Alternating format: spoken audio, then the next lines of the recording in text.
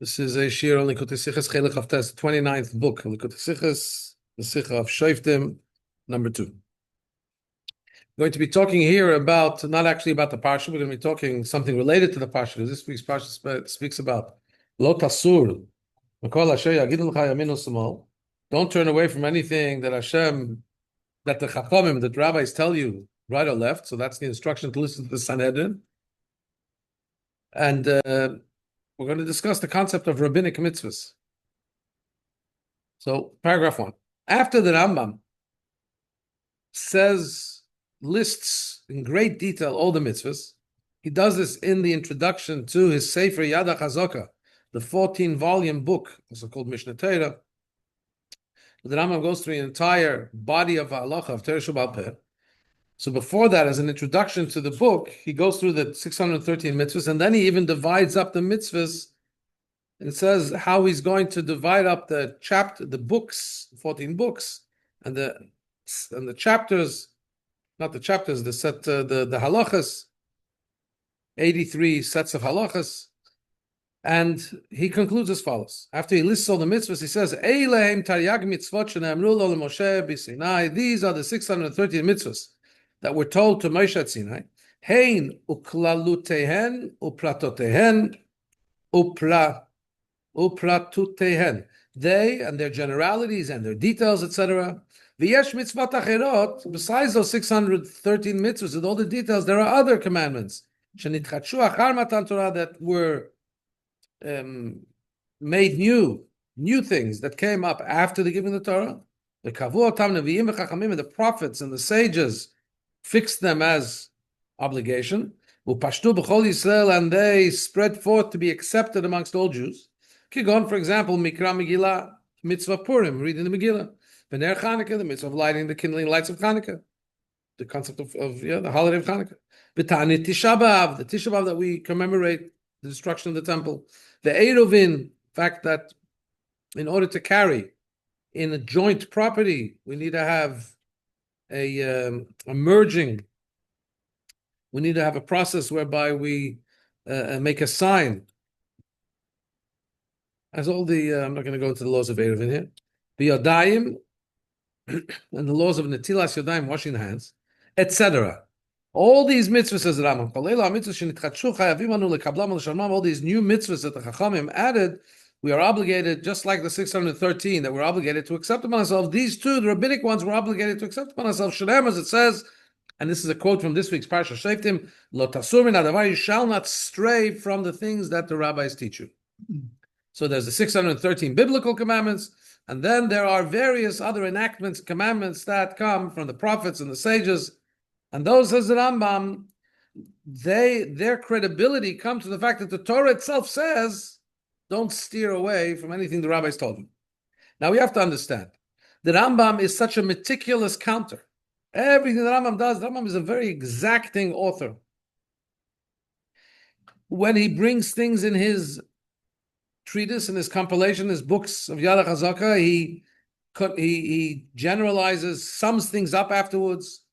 Like you find generally at the beginning of his entire work of halacha, that it's not enough that he says that his introduction says, I've seen to divide up this body of Torah I'm going to teach. I'm going to divide it up into subjects, different halachas, group different topics together that are of the same kind of law. And then I'll take those topics and I'll divide the halachas related to them into chapters. And every chapter I will then later divide into smaller into paragraphs. So people should be able to have a format and an order so they'll be able to know it by heart. Not just does he say and create a system, but also after he says he's going to make a systemized order of the halachas, he says, how many books? And I've seen it fit to divide this work into 14 books. And he explains what each book is going to be named, how many halachas there are in each of the books. For example, in the book of Mada, the book of knowledge, there's going to be 5 sets of halachas, 5 different topics. And he lists their order. Similarly, when it comes to the counting the mitzvahs, the same way he gives us the general count of the mitzvahs, as he says at the end of counting the mitzvahs, that all the mitzvahs that apply forever, minyan mitzvot haTorah noagot ledorot, come out to an amount of 613 mitzvot, to 613 mitzvahs. And then he further subdivides the 613 mitzvahs, mehem mitzvot aseh, 248, you have 248 positive commandments. And he gives a sign to remember it by. And then he says, and from those 613, you have 248 positive ones, but mehem mitzvot lo taseh 365, you then have 365 negative ones. And he then goes and repeats in several places at the beginning of halachas, he says how many laws there are going to be, positive commandments, negative commandments, in this particular set of laws. For example, the laws of Yisodei Torah, the laws of the fundamentals of the Torah, he says that the mitzvahs that are covered by this subset of laws is 16 positive mitzvahs, 4 negative mitzvahs, and he says v'zel pratan, and then he says, and these are the details. Which mitzvahs are going to be included in the topic, the first topic of the first book, which is called Yisodei Torah, the fundamental columns of the Torah. And he says which halachas, which mitzvahs will be covered in this set of halachas. And then when he finishes it, he says, so after he finishes the book, the first book, the book of knowledge, he sums it up. He says, Nimtzu kol ha-mitzvot ha-nichlalot b'sefer zeh, everything that's included in this first book is 5 it's 5 is 75 mitzvahs that I just taught about in all of the halachas that compose, that make up the first book, the book of Mada, and of them there's 16 positive commandments, 59 negative commandments. So you see the Rambam is meticulously counting. That's what the Rebbe is trying to just bring here, that the Rambam doesn't shy away. On the contrary, the Rambam sees that to create a systematic and orderly teaching, he wants to sum up exactly what's included, put it into chapters, and so on. So if that's the case, we really need to understand why the Rambam doesn't give here or anywhere else in his book the number for how many rabbinic mitzvahs there are. He gives numbers for everything. He doesn't tell me how many rabbinic mitzvahs there are. So paragraph 2. In the Rambam's book of mitzvahs, Sefer HaMitzvot, says the Rambam, and he says it when he asks on the opinion of an author before him called the Baal Halachot Gedolot, a Rishon, who also counted the mitzvahs. And this author, the Baal Halachot, the Halachot Gedolot, the author of the Halachot Gedolot, counts some of the rabbinic mitzvahs as part of the 613. And the Rambam says, Im nimne kol asei de Rabbanan v'chol atesei de Rabbanan. If we're going to count all of the positive instructions by our sages and all the negative things that they tell us to stay away from, we're going to come to many thousands. The rabbis told us many things. They made many safeguards. So you would think maybe that's why the Rambam doesn't give a number, because the number is not givable. There's thousands. But you can't say that that's why the Rambam doesn't put a number to the mitzvah Rabbanan, for the following reasons. First of all, on the contrary, if the number is so great, according to the Rambam, so then for sure you should give a number. If the Rambam is giving us numbers in order to help us jog our memory, to be able to systematically remember things, when you have something in a system and there's a number, you can commit it to memory. So if the Rambam is saying there's many more rabbinic mitzvahs than one would think about, why doesn't he indeed count them and give us the count? Right? The reason he counts all the 613 is in order to give us a clear handle on them. So why doesn't he do the same thing for the rabbinic mitzvahs? Number 2, and this is the main question that Rabbi says, the main point, the question we're asking is not why doesn't he count all the particulars, all the detailed rabbinic mitzvahs. We're asking why doesn't he give the number of the general set of rabbinic mitzvahs? The Rambam here, when he talks about mitzvahs, the Rabbanan, rabbinic mitzvahs, he gives a certain kind. He says for the very, very central mitzvahs. For example, Purim, reading the Megillah, lighting the Hanukkah candles, the Tisha B'Av fast, the concept of Eruvin, concept of washing the hands. He doesn't speak about the details. And actually, what we're asking is, why doesn't he count those mitzvahs that have a special characteristics, that they were new concepts, not, you see, many of the rabbinic mitzvahs are not really something new. They're to safeguard the Eiraisa, they're to safeguard the biblical mitzvahs. For example, let's just take a quick law. On Shabbos, there's a concept of muktzah. There are some things you're not allowed to touch on Shabbos, not allowed to move on Shabbos.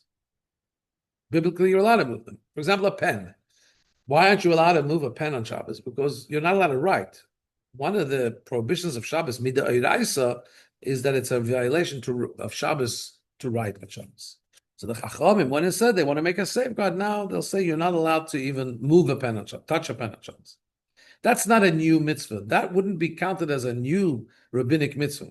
That's a safeguard to the mitzvah d'oraisa. What we're asking is, why doesn't the Rambam speak about those new concepts? There's not so many of them. There's only a limited number. And many places, we know how many is it? It's 7. In many places, there's a number 7 given to it.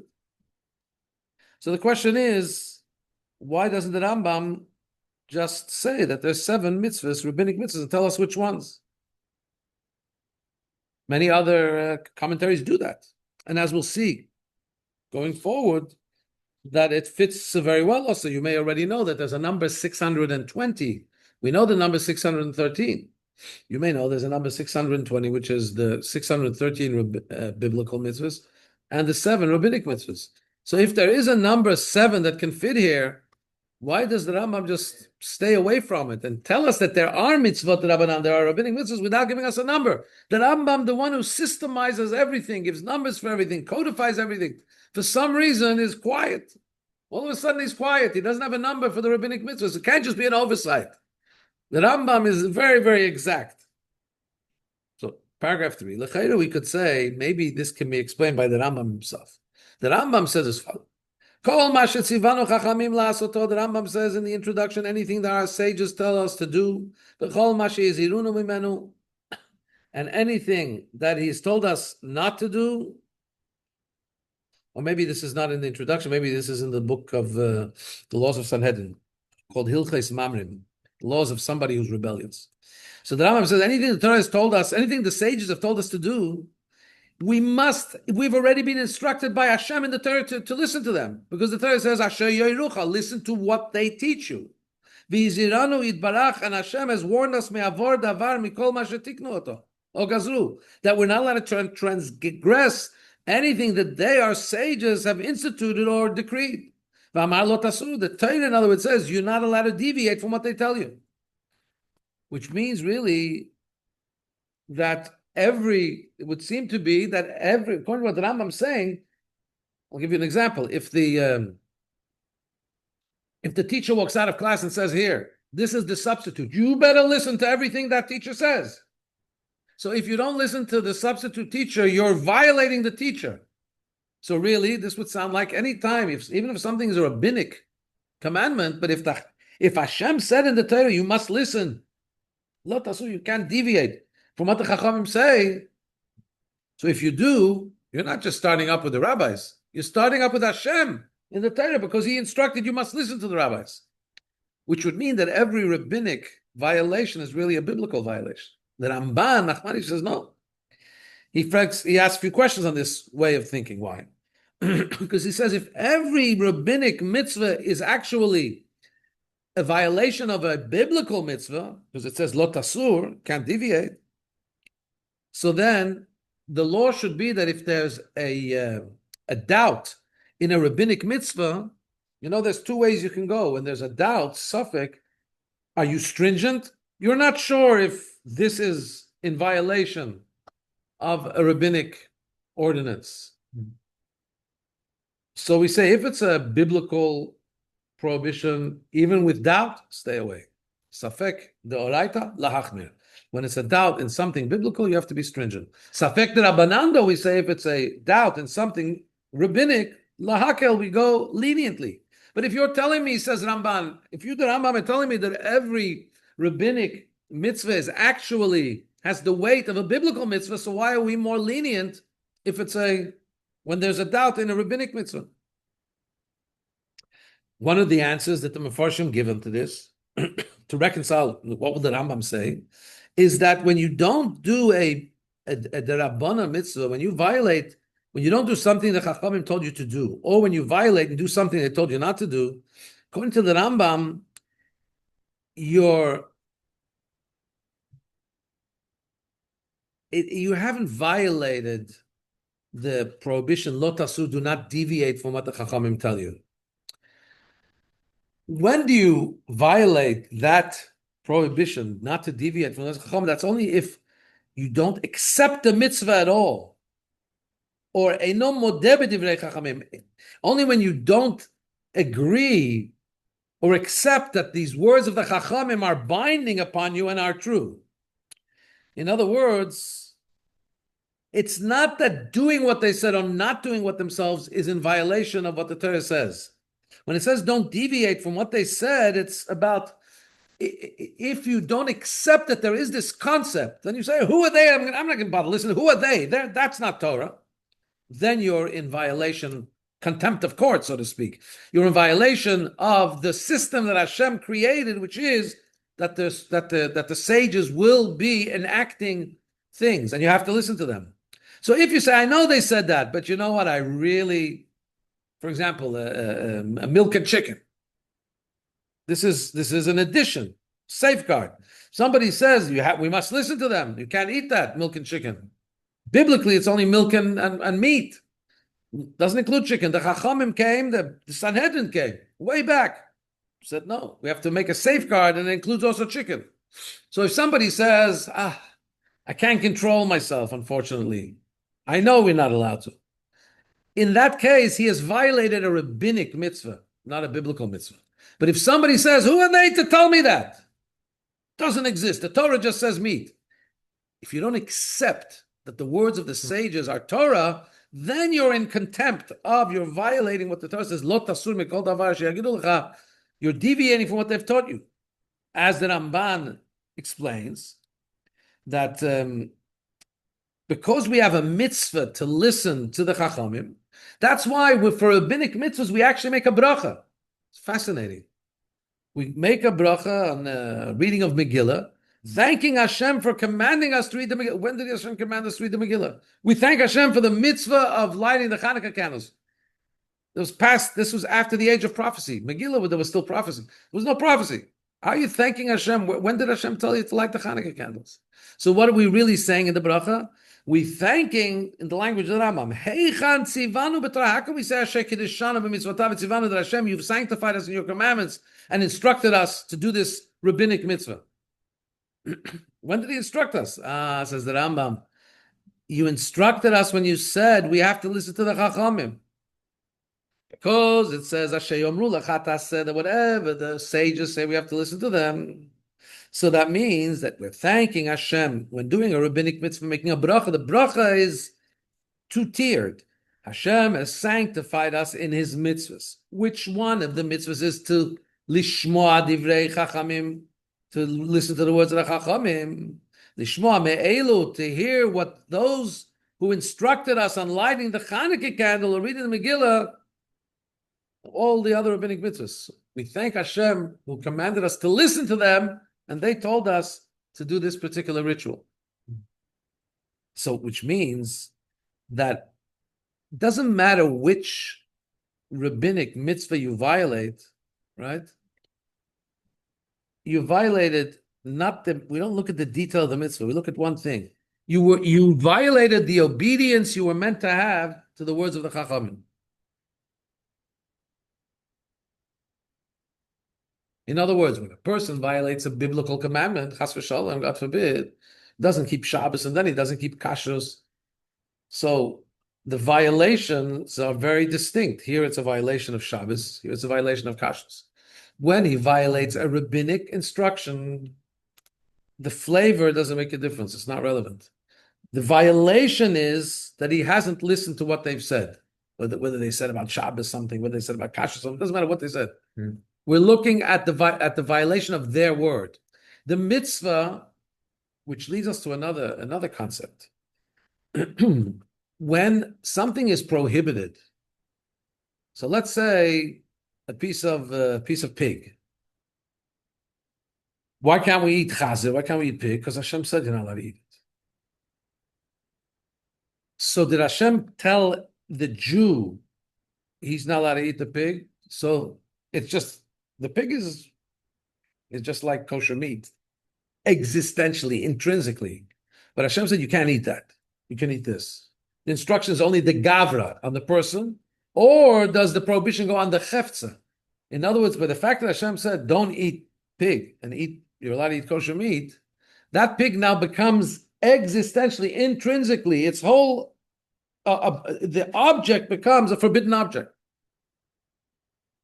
Is it a restriction placed upon me, or does the restriction that Hashem says mean that that's poison? I'm not talking about this. That's a detail. In other words, do we look at the matter chefza? We can look at everything. Is it a gavra? Is the instruction on me? The pig is just as same as the kosher meat. But I have an instruction as a Jew not to eat the pig. Or do we say that because Hashem said that that's forbidden, it now becomes like poison, like spiritual poison? The kosher meat is not spiritual, is okay. That's spiritual poison. So many want to say that when it's a biblical prohibition, the isur, the prohibition becomes a prohibition of the chefza. The actual object becomes a forbidden object, like poison. Whereas when it comes to isur d'Rabbanan, rabbinic mitzvah, so there, if the Chachamim said, no, you can't eat, say, milk and chicken, that milk and chicken doesn't become poison. The Jew has an instruction to listen to the Chachamim not to eat it. Because the Torah didn't say it's forbidden. So the power of the Chachamim is not to make that poison. Not poison. They made a safeguard. They said if Jews eat meat and milk and chicken, they're going to get confused because chicken and meat are the same. So they said, forget about it. No milk and chicken. But many opinions said that doesn't become like poison. It's just that the person is held back from eating because he must. The Torah says you must listen to the Chachamim. So perhaps you can therefore say that why does the Rambam count the 7 mitzvahs of the Rabbanan? Because he wants to emphasize this point that the instructions, the mitzvahs of the sages are not individualized. There's just one blanket mitzvah. Listen to the sages. So it doesn't matter that there's 7 or not 7. It's really just one amorphous glob. It's one mitzvah. The Torah says you must listen to everything the sages said. If they said 100 things, they said 70, it doesn't make a difference. Giving a number would be saying that each one has special importance in and of its own. Now, the Rabbi says it's one thing, it's a gavra, it's on the person. Yes, listen to the Chacham. Similarly, it would be like saying, when the Torah says, if the Shulchan Aruch as tells us we have to listen to a doctor, right? Why do we have to listen to a doctor? Because the Torah says, you have to protect yourself, you have to protect your lives. So, anything you have to do for preserving your life is a mitzvah. But it's not like there's 7,056 mitzvahs of preserving your life. You take a vaccine, for those that hold from vaccines, to do this, do that. No, there's one mitzvah. You have an obligation to protect your health. Or, for example, the obligation to honor your father and mother. Are we going to count now 775 mitzvahs? There's a mitzvah to make sure your parents have what to eat. There's a mitzvah to make sure they have what to drink. There's a mitzvah to take care of them when they're not well. There's a mitzvah to stand up when they come in. There's a mitzvah not to sit on your seat. No. Those are all details. We don't count them as separate mitzvahs. There's one mitzvah, which is honor and revere your father and mother. Similarly, there's one mitzvah. Mitzvah is listen to the words of the sages. Yeah, there's many details, but we're not going to count the details. That's not important in this thing because The basis is just the one thing: obedience to the Chachamim. When it comes to the rest of the mitzvahs of the Torah, because Hashem embedded into the creation these 613 mitzvahs, they each have their own life. They each have their own importance. There is also an aspect, by the way, where all mitzvahs have just one concept. You're connecting, doing what Hashem wants. But there is also a very important, there's importance attached to the flavor and nuance of each mitzvah, even in the chefza, in their essence. So that would seemingly be a good answer to answer the Rambam, perhaps. He tells you the 613 mitzvahs, the Eiraisa, the biblical mitzvahs. Mitzvahs D'Rabbanan, the details are just emanating from this one mitzvah, which is listen to the Chachamim. That's why he doesn't give you a number, says the Rebbe in paragraph 4, but you can't answer this way. Why?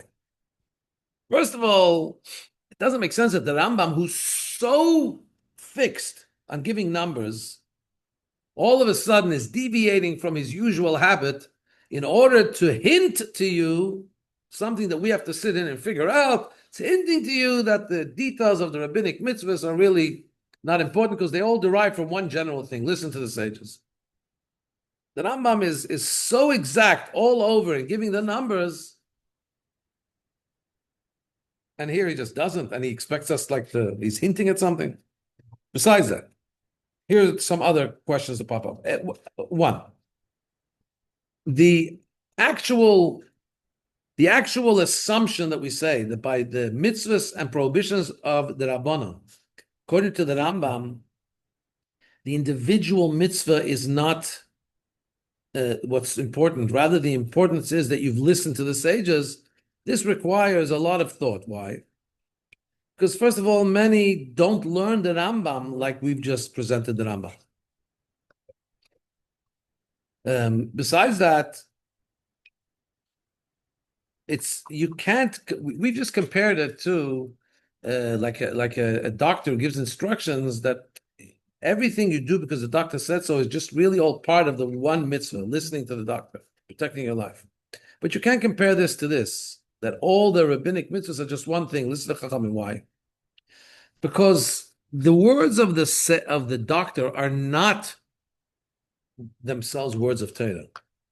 You can't say that that's the same when we talk about the mitzvahs and the enactments, the instructions and safeguards of the Rabbanon, which each one of them is part of the words of Torah.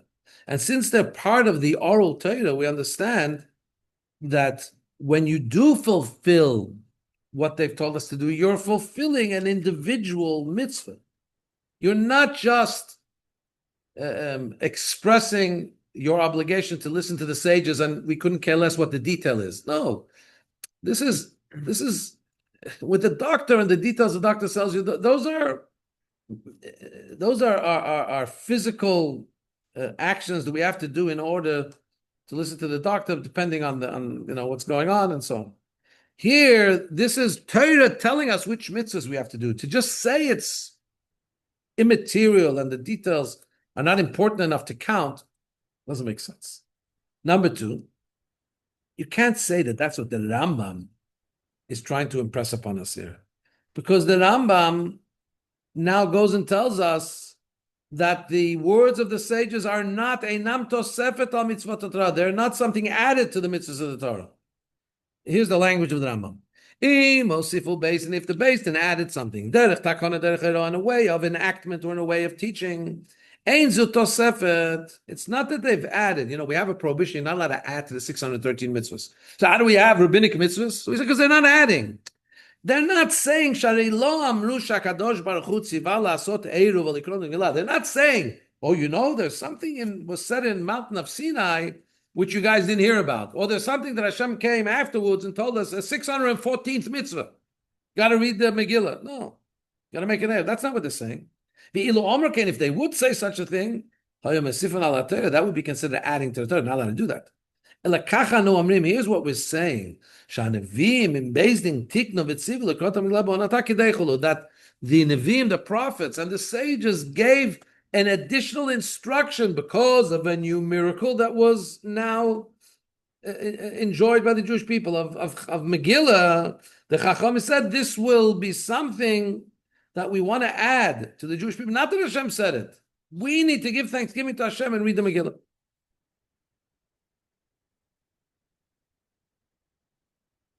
So the imtim tzaleim atir tzanal is doch das milachatchilik and kashenit.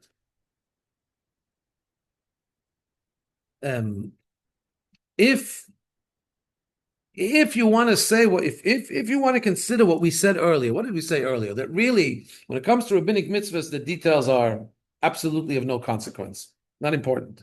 It's just listen to the sages, and that's all. Whatever they say. If that's the way you want to look at it, why is the Rambam presenting a question, right? Presenting a question, how can there be rabbinic mitzvahs? Isn't it considered adding?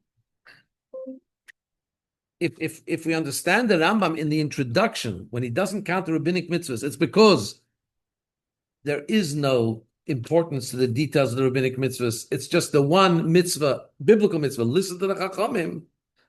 So what's the question? How can they add? No, they didn't add. The mitzvah is to listen to them.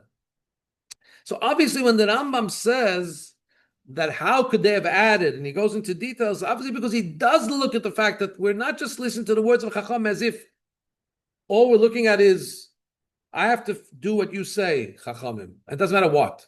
No, we're looking at the details. The details are also important. So, if so, we go back to the question. If each of the mitzvahs that the Chachamim said individually, we need to fulfill because Hashem said, no, you got to listen to the Chachamim, as it seems to be in the very language of the Rambam. The Rambam says, these are the 613 mitzvahs. Then the Rambam continues, V'yesh mitzvot acherot shenitchadshu achar matan Torah.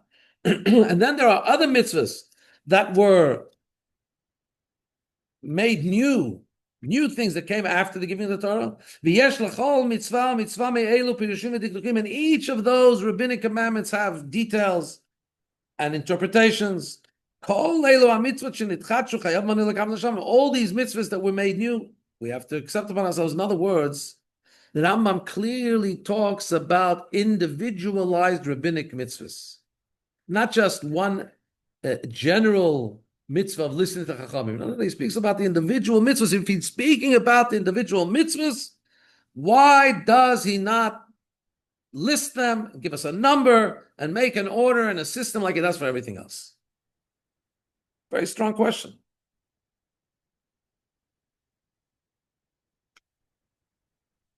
And actually, fascinatingly, the Rebbe in R 35 quotes that when the Rambam counts the mitzvahs in the end of the book of Zman, in the second book of Rambam, the third book of Rambam, he says as following. So it comes out, all the mitzvahs of the Torah that are included in this book are 35. And he says, and there are also in this book 3 mitzvahs that are midivrei seifrim, that are rabbinic. The laws of Eruvin, of joint domain, the laws of Megillah, and Chanukah. So you see that he does count in a roundabout way. When he's counting the mitzvahs that are in the third book, he does mention there's 3 that are rabbinic. So why at the very beginning, when he talks about the 613, doesn't he give us a count of the rabbinic mitzvahs? So it's a mind-boggling question when you get into the system of the Rambam, and you get into the mode and methodology of the way the Rambam works. It screams out loud, where is the system for rabbinic mitzvahs? Give the number and tell us. Paragraph 4. So we can say the explanation like this. The fact that the Rambam is very particular and he counts all the mitzvahs, the biblical mitzvahs, both when he starts his introduction, he says there's 613. And also when he says that the laws of the Chachamim, what the rabbis added, are not additions to the Torah, because it says a prophet is not allowed to add or detract, and the amount of mitzvahs that he cannot add or detract from is 613. And in both of those instances, both at the beginning of the book of the Rambam, when he counts the mitzvahs, and in the middle, where he speaks about not adding, he doesn't say an amount of mitzvahs d'Rabbanan. With this itself, we have to say, says the Rebbe, that the Rambam is giving us the characteristics of what rabbinic mitzvahs are. The mitzvahs d'Oraisa, the biblical mitzvahs, are a fixed, immutable, inviolable, untouchable number. The Torah says, "Lo tosef alav velo tigra mimenu." You cannot add, you cannot subtract. They're a non-negotiable, non-adjustable, non-moving. Can't become less from erosion. Can't become more because of rust that's attached to them or anything. There's 613. That's it. I've told you these mitzvahs. This is what you have to fulfill. These are the mitzvahs. When it comes to the rabbinic mitzvahs, they're totally different. They're the exact opposite. The Rambam says these are mitzvahs shenitchachu. These are commandments that have become enacted from you. That the Chachamim, with the sages, that the power the Hashem vests in the sages, based on the Torah, is that they can create new things. Why would they create new things?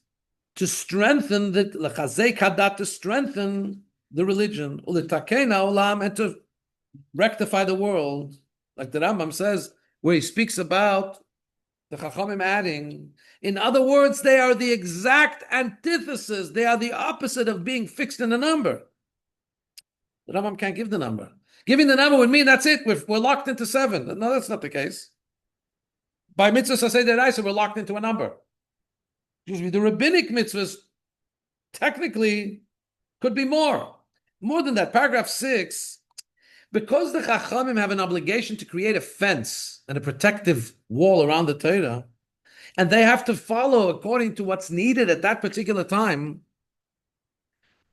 how do we know that there will not come a time when you're going to have to add many more prohibitions? And then the rabbis will have to add things. And then the Bnei Yisrael will be forced to keep them. It says, Lo tasur. You're not allowed to deviate from the words of the sages. You have to listen to the words of the sages. Now, let's just remember, this cannot be in actuality today. You know why? Because you need a Sanhedrin. You need a group, a body of Chachamim that everybody's obligated to listen to. So technically now we have a problem. But that doesn't change the concept, the geder, the classification of what is a mitzvah d'Rabbanan is that technically you could have a body of sages that would represent either the Beis Din. Mashiach comes and there's a Beis Din. Now they can add. Could be a Beis Din will come. Mashiach v'ashiva shoftayich v'rishanav yatzayich v'atchila. We have again a Beis Din. You know what the Beis Din may say? The Beis Din may say nobody's allowed to have a smartphone, for example. Could be. They have the power to say that. They have to deal with the reality. Back then, 2,000 years ago, didn't have to say that. Now, when we'll have a maybe they'll say stuff like that. And that would be a requirement for them to do. Right? Because they have to deal with reality. They have to. So to give a number is against the whole mission statement of the rabbinic mitzvahs. You can't give a number. They have to be adapting themselves and adding things based on the need. Similar to what the Rambam says, why don't we haven't, one of the mitzvahs is eradicating the 7 nations, the original nations that were in Israel. So it's not something we can do anymore.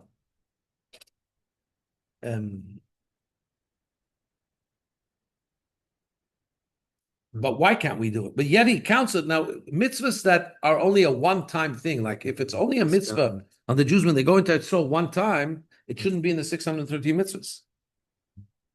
The only thing that goes into the 613 mitzvahs is, as the Rambam's language is, ha'inyan shenistayim b'asagat matarato b'li she'oto davar talib b'zman mesuyam ein omrim bo eino noel gedorot. If something just technically cannot be fulfilled anymore because of technical reasons, but really the obligation is still there, then that is something that is still part of the 613 mitzvahs. Because the mitzvah is there. The mitzvah is there. When there's a possibility, then the mitzvah is still there. It hasn't been taken away. So you have to understand that there's some mitzvahs that were said to be done just one time. That's not part of 630 mitzvahs. The 630 mitzvahs are mitzvahs that are always incumbent upon us. Now, it could be, like in the case of the destruction of the seven nations,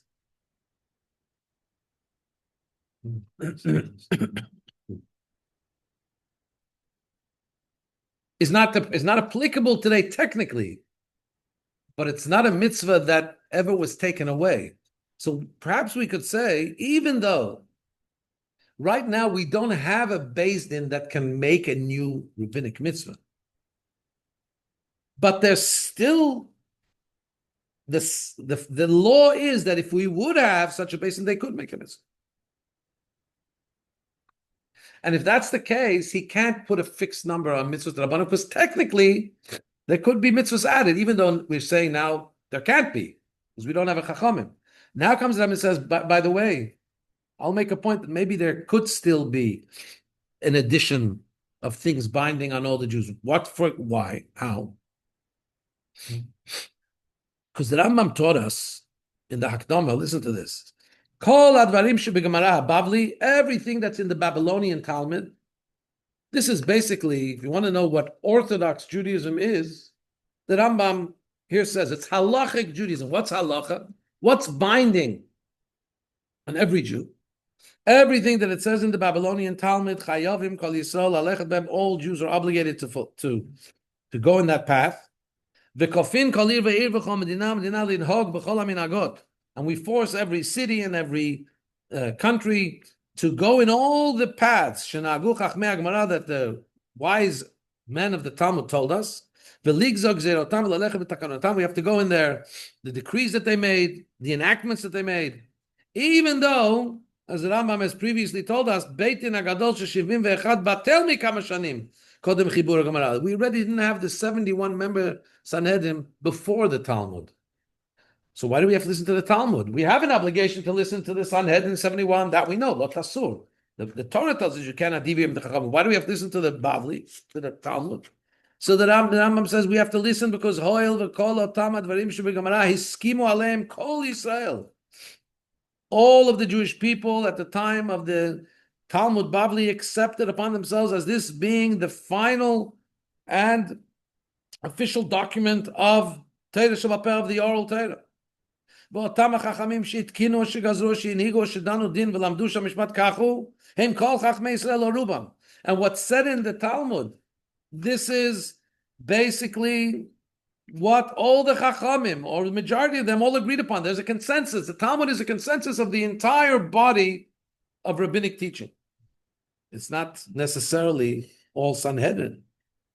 So from this we understand that if there's a takon, an enactment, that Kol Yisrael, all the sages of the Jewish people, accept upon themselves, that it could also have the strength of being also like a mitzvah d'Rabbanan, a rabbinic mitzvah. Especially the Rambam is of the opinion there was a big argument 400 years ago on this topic.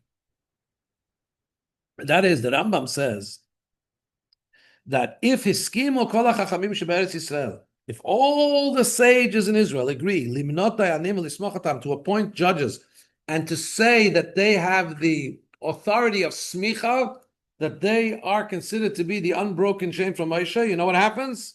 Usually you need somebody who's samuch, somebody who had smicha from Moshe Rabbeinu, Yoshua, and everybody that came after him. You needed to have an unbroken chain in order to be eligible to be a Sanhedrin. The Romans uprooted this. They didn't allow for the process of smicha to continue. They wanted to destroy our people, not just physically. They wanted to take away our line of our unbroken chain, our ability to make new laws, our ability to self-govern. But if all the rabbis in Israel will all agree on a particular person, that he's the guy, then he becomes considered as somebody who has semicha. And technically, if you have a number of them, they have the power of a Beit Din Hagadol of the Sanhedrin, and which would mean that there's an obligation to listen to them like any Beit Din Gadol. And it doesn't matter that there's no Beis Hamikdash, and usually in the time of Beis Hamikdash they would be in the Lishkat HaGazit. That doesn't matter. So What was the big argument? The big argument was that there was almost a time when everybody wanted to point their fingers on Mahari Beirav, Rabbi Yaakov Beirav, to say he's accepted unilaterally. He's accepted with a without any dissent upon all the Chachamim, all the sages agreed to appoint him as the leader.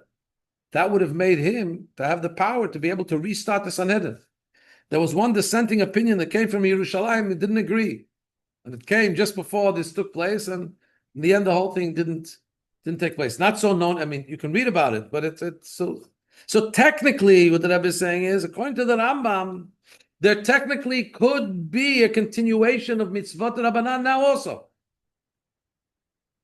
Technically, it didn't happen. It's not going to happen to Mashiach comes in actuality. But that's just because of circumstances aren't right. But in concept, could be. So therefore, can you give a number? It's a fluid number. It may now be 7, but technically it could be more. The biblical mitzvahs, their definition is that they are a non-fluid number. They're a solid number that cannot change. If somebody tries to change it, he's in direct violation of Hashem's instruction.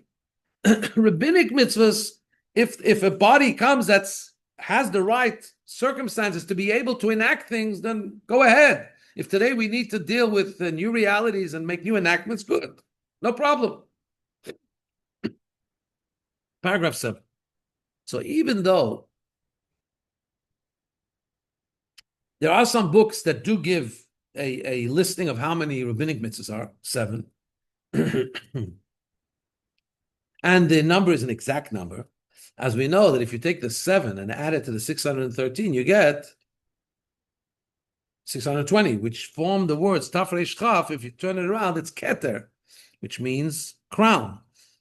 So you find also in the Aseret HaDibrot, which includes the whole Torah, if you count all the letters, you have 620 letters. Because in the Aseret HaDibrot, you have all the mitzvahs of the Torah plus the 7 rabbinic mitzvahs. And the Rebbe brings from a sefer called Keter Torah, which is brought in the book of Reb David Vital, where he apparently, it's got to be a few hundred years old, this sefer, maybe more, where he apparently goes through the 10 Commandments and shows where each mitzvah is connected to each letter. I haven't seen it inside, but the Rebbe quotes it here. B'meila, so we have this 620. Except the Baal HaTurim also brings it, but he says the extra 7 are the 7 mitzvot b'nei Noach, the 7 Noachite laws. But here we're talking now about the rabbinic laws, that there are number 7. So we just said that the whole concept of rabbinic laws is fluid by definition. So how do we find in the Aseret HaDibrot, for example, the number 7 embedded there? 613 plus 7. We just argued that the mitzvot rabbanan, by their definition, are not a set number. Yet we find that there are people that say it is a set number, and even in the letters of the Aseret HaDibrot, you see 620. But there's no contradiction whatsoever. Why? Because these other books that give you the number 7, they tell us the way it is in actuality. The Rebbe has a question mark here in brackets, maybe even the way it's going to be forever. Maybe it's like a prophecy. It's always going to be that way. There's going to be only the 7. In other words, Hashem made it, from his perspective, there's only going to be 7. In actuality, there won't be more. And that's why in the Aseret HaDibrot, you have 620 letters. Even though that if you come from our perspective of halacha, you could have more. Because if the Chachamim all got together, and one day the Sanhedrin comes back, and they add things, then they will also be rabbinic mitzvahs. So we can't give a number. But Hashem prophetically can say this is a number, and even when we have the Sanhedrin again, it's not going to change. How can that be? That we don't know if, from our perspective, there could be more. From Hashem's perspective, he knows. So then we should know. So the Rebbe says, let's remember that there's a concept that Hashem knows everything in advance, yet man has free choice. Reshut l'chol adam netuna. Every person has a choice. He wants to be a tzaddik or he wants to be a rasha. Yet we say that what? Hakadosh Baruch Hu Yodea Kol Mashiach. Hashem knows everything is going to be.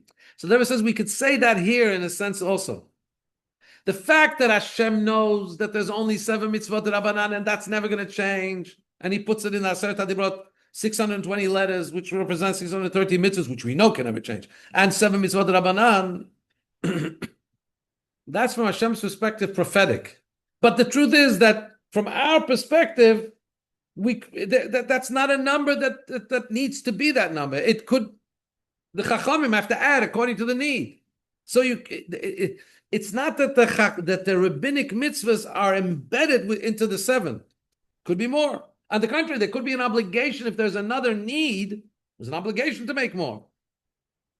Yet, at the same time, from Hashem's perspective, He knows there's only going to be 7. But the Rambam, who's teaching us halacha, paragraph 8, the Rambam is talking from a halachic perspective. Halachic perspective, there's no definitive number because the whole concept of the rabbinic mitzvahs is not about being fixed into a number. It's not that there's a nostalgic number 7, we can't move away from it.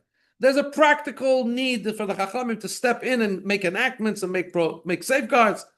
That's happens to be 7, but that's not an intrinsic requirement of mitzvahs d'Rabbanan. Mitzvahs d'Rabbanan are add things and safeguards as needed.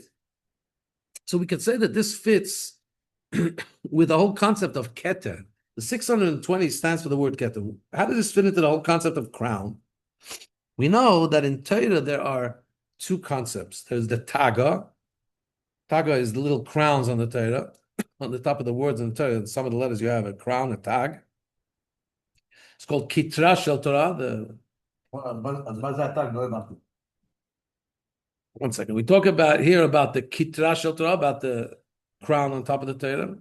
And those, we say, they don't have a number. As it says, Va'alamot ein mispar. Al tikre alamot elo olamot, elo alachot let lo nchush b'na. It says that when in the pasuk in Shir HaShirim, which speaks about Shishim Heima Malachot, there are 60 queens, and it speaks about Pilakshim, and then it says Va'alamot, and young maidens, ein mispar, without any number, uncountable. So the Medrash says, or the Tikkun Zohar says that Alamot ein mispar, the maidens, the young maidens, that there's no number to them. This refers to halacha. There's no number to the amount of halachas, to the amount of detailed sets of laws. So we're connecting this with keter, with connecting this with the fact that the tagim, the crowns of the Torah, representing halacha, doesn't have a number. I mean, I'm not sure why. Can't you count how many crowns? Let's continue here and then think about it. And one is hinged on the other. And the fact that the laws of the Torah are called keter, they're called crown, that by definition means that there's no number. Just like a crown physically that's on top of the head, so it encircles the head, which shows that it's higher from the person. But on the other hand, even though it's higher than the person, if it's a proper crown, it has to fit the contours, has to fit the size of the head. So similarly, when we talk about keter elyon, about Hashem's, so to speak, a crown, it has to be higher than limitation. At the same time, it is the crown of the lower worlds, of the world of deed, of the world of formation. And that's why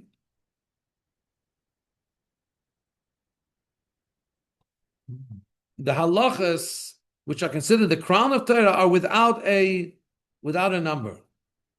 A little bit elusive to me here. Similarly, continues the Rebbe, in a bit of a different style, when we talk about the mitzvahs medivrei sefer, about the rabbinic mitzvahs, which are connected with the oral Torah, more than stam halachas, you see, regular halachas laws explain the details of what is said in the written Torah.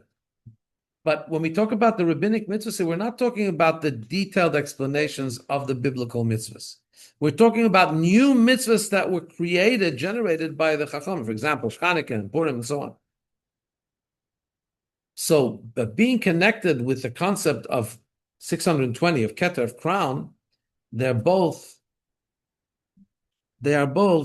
these concepts are without any number, without any limitation. Even though that when we talk about the actual fulfillment in the world, so yes, there is a limited number, there's seven rabbinic laws.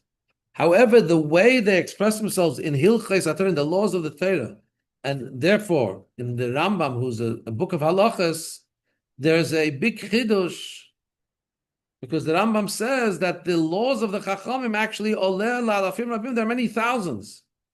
In actuality, they're higher than limitation, higher than number. Much more than the number seven. And and the Rebbe brings a parallel in halacha. There's a concept of mayim she'ein lahem sof. God forbid if a husband is lost at sea. So how do we know? He goes into the water and he doesn't come up.